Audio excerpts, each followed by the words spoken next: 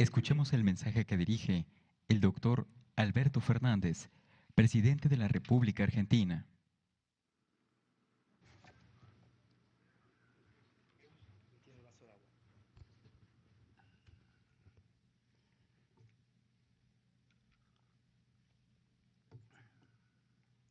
Señor presidente de los Estados Unidos de México, mi querido amigo Andrés Manuel López Obrador, mi querida amiga Beatriz, gracias por recibirme con tanta hospitalidad y con tanta cariño.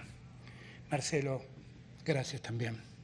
Gracias a todos, gracias al gobernador de Guerrero, gracias al presidente de esta hermosa ciudad de Iguala, gracias a todos los que en estos 3 días en que volví a México me dieron tanto cariño, tanto afecto y fueron tan fraternos con nosotros. Cuando el presidente Andrés Manuel López Obrador me preguntó si estaba dispuesto el 24 de febrero a acompañarlo al recuerdo del Bicentenario, la conmemoración del Bicentenario del Plan de Iguala, debo haber tardado 30 segundos en decirles que sí. Porque es muy importante que en el tiempo que vivimos recordemos la historia. Y recordemos cómo fue. Y recordemos todas las dificultades que debimos enfrentar como latinoamericanos para poder lograr esta independencia que hemos logrado, pero no del modo que todavía nosotros quisiéramos lograrla. América Latina, Argentina y México tienen tiempos parecidos, inclusive en los tiempos que necesitaron para poder lograr la independencia del Imperio Español de aquel entonces. Allá en Argentina, con una sonada en Buenos Aires, la Revolución de Mayo de 1810. Aquí, en el Grito de Dolores de 1810 también, con Hidalgo a la cabeza. Argentina siguió un derrotero de muchos desencuentros hasta que en 1816 logró su independencia como país, liberarse plenamente del dominio español. México tardó un poquito más y tuvo en el medio, como tuvimos los argentinos, muertes incomprensibles, fusilamientos que no entendemos, así como nunca entendieron los mexicanos ni justificaron la muerte de Morelos, tampoco los argentinos entendimos la muerte de Dorrego. Y podríamos también sumar muchos nombres a nuestra historia común. Pero finalmente, como pasó en Argentina, las declaraciones de independencia de nuestros países tuvieron una característica singular, que era buscar el paso entre lo establecido y el futuro. Como bien dijo el gobernador de Guerrero, lo que representaba Iturbide y lo que representaba Guerrero. Uno, aferrado al pasado, tratando de sostener un tiempo perimido. Otro, aferrado a un futuro, incierto y complejo, pero en el que confiaba y ese futuro era lo que lo animaba en su lucha. Lo mismo pasó en Argentina. Cuando San Martín o Belgrano iniciaron sus campañas libertadoras para defender y enfrentar a los ejércitos realistas, la realidad es que tuvieron muchísimos problemas y muchísimas dificultades por personas que habían sido inclusive partícipes del levantamiento del 25 de mayo, pero que no estaban tan interesados en que la independencia llegue tan rápido y que la libertad ocurra tan pronto. Y se encontraron con esas fuerzas conservadoras de entonces, que operaban como fuerzas reactivas al cambio y a la transformación.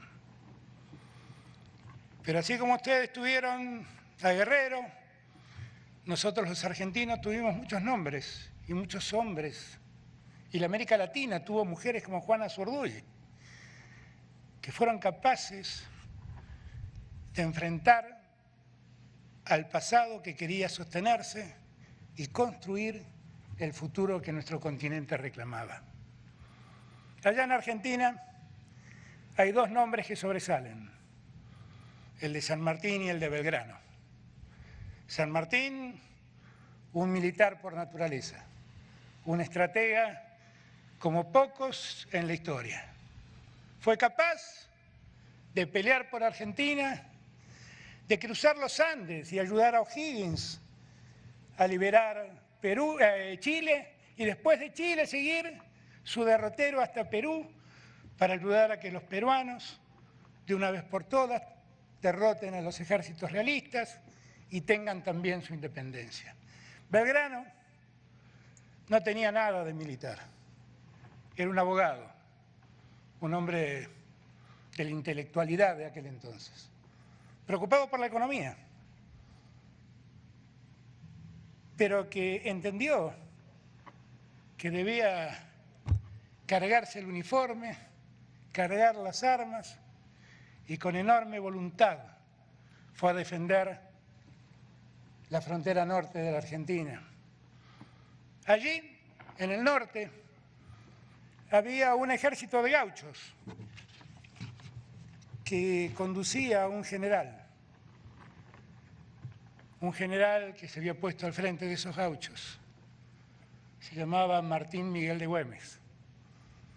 Fue el único general que la Argentina tiene muerto en una batalla. Murió peleando con sus soldados. Esos hombres existieron en nuestro continente. La historia tan bien contada por quienes me precedieron en la palabra da cuenta que la historia se repite una y otra vez, como diría Nietzsche, esa lógica circular de la historia que siempre vuelve al punto de arranque. Y así como entonces, la disyuntiva de hoy no parece ser distinta. Seguimos discutiendo entre los que quieren sostener el orden establecido, orden entre comillas, y los que queremos un sistema distinto. No ha cambiado. A veces, como hoy existen otros mecanismos para que nuestra templanza se pierda y para que nuestro ánimo decaiga, la pelea parece ser muy dispar, muy difícil. Pero cuando esto nos pasa y cuando sentimos que nos acorralan de mil modos modernos, que entonces, gracias a Dios, no existían. Ayer Beatriz, en un extraordinario discurso, recordaba lo que pasó en México en 1911, si no me equivoco, con Madero, 1913, y cómo los diarios de entonces lo contaban. Pero nosotros, cuando el desánimo aparece, la verdad tenemos que encontrar en los San Martín, en los Belgrano, en los Güemes, en Juana Zurduy, en Bolívar, en Guerrero, en Hidalgo, los nombres que nos den la fuerza para volver a ponernos de pie, para recuperar la lógica que nos ha hecho llegar hasta acá, que no fue otra que la de preocuparnos por los más humildes, por los que menos tienen, para fortalecer una igualdad que, como bien se ha dicho aquí, en América Latina no existe. Esta bandera maravillosa que flamea en un mástil inmenso, que según me decía el presidente, debe ser el mástil más alto que el mundo ha puesto sobre la tierra. Tiene tres colores que representan lo que fue la base sobre la que funcionó el plan de Iguala. Los colores eran la garantía de lo que había que respetar hasta lograr la independencia absoluta. Y hasta un ejército de hombres y mujeres salidos del pueblo construyeron un ejército distinto a todos los ejércitos que conocimos en América Latina. Era el ejército trigarante. Era el ejército que venía a garantizar las 3 reglas que esa bandera en cada color impone. Esos 3 colores representan, como bien se ha dicho acá, la unidad, la igualdad y la religión. Difícil de entender hoy, pero en aquel entonces eso pesaba mucho. Las 3 reglas deberían estar presentes en cada uno de nosotros, porque cada uno de nosotros en América Latina debe tener el deber de trabajar por la igualdad latinoamericana. Porque no hay ninguna posibilidad de un continente que progrese dividido muchas veces, como se ha dicho aquí, porque nos encierran en debates que ni siquiera son los nuestros. Son debates que a otros les interesan. Y son debates que a nosotros nos postergan. Unidad.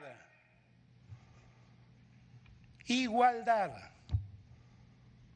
La igualdad en el continente más desigual que el mundo tiene. ¿Quién puede vivir en paz con su conciencia, decir que ha abrazado la política, decir que viene de movimientos populares y hacerse el distraído en un continente donde muy pocos concentran la riqueza y millones distribuyen la pobreza? ¿Quién puede estar en paz con su conciencia? Unirnos para trabajar por la igualdad. San Martín le decía a un caudillo argentino, Estanislao López, en un momento de resignación de López, donde sentía que no iban a poder lograr los objetivos que se proponían. Unidos somos invencibles, le dijo a San Martín. ¿Cuánta razón tenía? ¿Por qué a nosotros nos cuesta entender tanto que unidos somos invencibles? De una vez por todas entendámoslo. Y esa banda que habla del respeto a la religión en el siglo XXI quiere decir respetar la diversidad. Respetar la diversidad. Respetarnos en las diferencias. Porque una sociedad democrática no genera discursos únicos. Una sociedad democrática respeta el pensamiento del otro, no lo tolera, lo respeta. No es lo mismo tolerar que respetar. Tolerar es algo que uno hace sin ganas y respetar es poner al otro en el lugar que merece, aun cuando las diferencias nos separen ocasionalmente. Por la unidad, por la igualdad, por el respeto a la diversidad. Tal vez sea ahora, en este bicentenario que hoy celebra México, que en Iguala nazca un nuevo plan para la América toda. Es el deber que tenemos, porque que nuestro continente cambie no depende de otros, depende de nosotros. Y si San Martín tuvo coraje, y si Guerrero tuvo coraje, ¿cómo no vamos a tener coraje nosotros? Venía cruzando la ciudad de Iguala y veía a los habitantes de allí, hombres, mujeres, niños, niñas, hacer flamear la bandera de mi patria con la bandera de México. Este México que fue lugar de socorro para miles de argentinos que escaparon a la más cruel dictadura que Argentina vivió. Nosotros podemos hacer posible, porque no es un sueño pensar en una América Latina integrada, unida, que luche en conjunto para sacar de la pobreza y de la marginalidad a los millones de compatriotas de la patria grande que están sumidos en ese lugar. Y podemos hacerlo. Y cuando sentimos que no podemos, Recordemos a Guerrero, recordemos a Hidalgo, recordemos a San Martín, recordemos a Güemes, recordemos a Belgrano, recordemos a O'Higgins, recordemos a Bolívar, recordemos a Juan Azurduy, recordemos a Artigas en el Uruguay y démonos cuenta que se puede.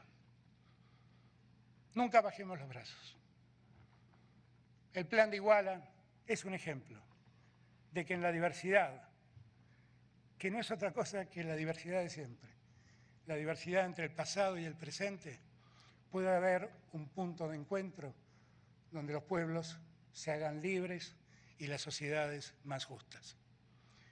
Gracias, señor presidente, por haberme dejado participar de un bicentenario tan hermoso como este. ¡Viva México, viva Argentina y viva América Latina! Muchas gracias.